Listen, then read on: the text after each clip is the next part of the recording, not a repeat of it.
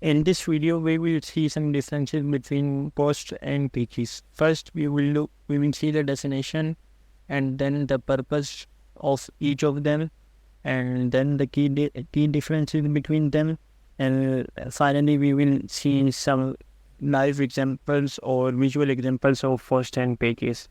So if I continue,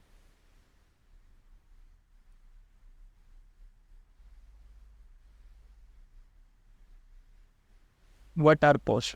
The term post is usually for any piece of content, typically text that you write on a website. So if you upload any piece of content on your website, which should be a text, so you can call it post. Whether it can be your post, article, or blog. These three things are same. There's a slight difference between them, but you don't need to worry about that. You can use these three words as synonyms. A website typically publishes posts regularly to attract visitors, engage them, and convert them into leads. So a website regularly uploads some piece of content on their website to be able to rank in the search engine and attract some users into their website and finally convert them into lead. It can be your Facebook post, Instagram post, or X tweet containing some text. So if you upload some image which isn't necessary in the case of post, and you write some text with it, so you can call it a post. Whether it is your entertainment post, it is related to entertainment, some source of knowledge, or it could be anything. What are pages? In WordPress, pages are static content sections of a website. So there's a slight difference between, not a slight difference, but a huge difference between posts and pages. Pages are static content. The content displayed in pages are static, which means that the content in pages does not need to be changed regularly or frequently. So pages in WordPress typically display static content that doesn't change frequently. You can see this that doesn't change frequently, such as about us page, contact, or services information. So in the given example, it is written that when you create a page related to about us, contact us, or services information, in which you display all this information, you don't need to change it frequently, means daily, monthly, or weekly. It is permanent. You don't need to change it. It is future proof. It can contain some multimedia elements, custom layouts, and even interactive forms such as contact forms, making them powerful components of a well-designed website. So the page of a website is pre-planned, and these are designed by some good designers. In big websites, these pages are designed by a professional designer, and yes, these content don't need to change it frequently. Unlike posts, which are typically displayed in a blog format, pages provide a more permanent and structured presentation of content. Each page may differ from one another based on their look, on their layout, and on the information it displayed. In the case of posts, the layouts, but in the case of fonts, the layout is same for all the posts.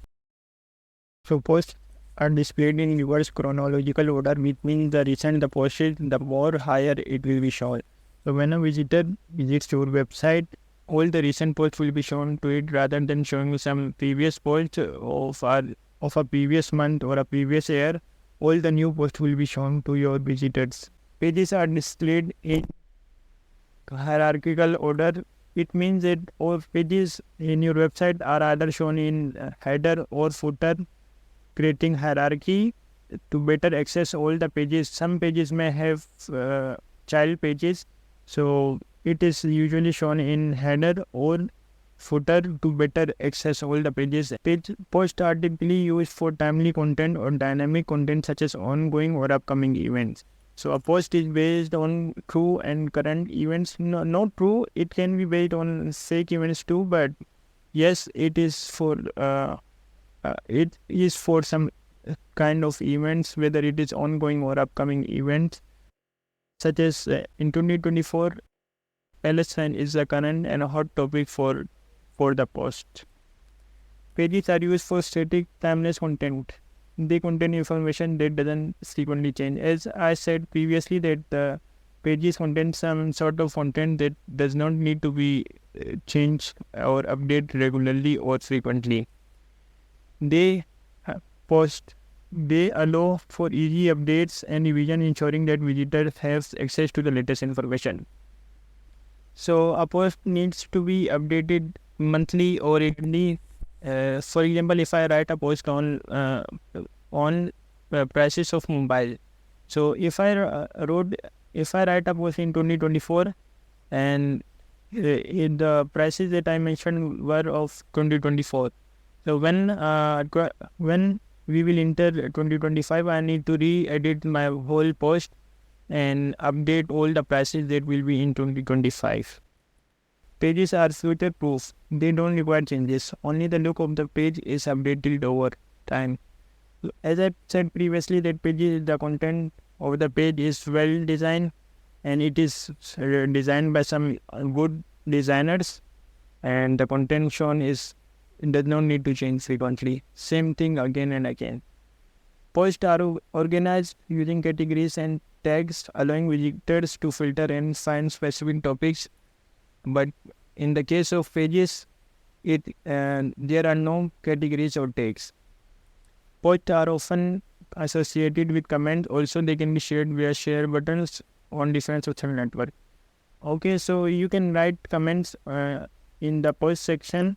Under the post, there is a comment section where you can write some sort of comments to engage with the author or to ask them the question. But in the case of pages, you cannot ask or write a comment under a page, because there are a lot of designers that are involved in designing and creating a page. So you cannot specifically go to any one person and ask some sort of queries or solve your queries. So a post may have share button, but page does not have a share button. In order to share a page, you need to copy the URL or the link of the website or that specific page and need to share it. But there is not a specific share button for it. Thanks.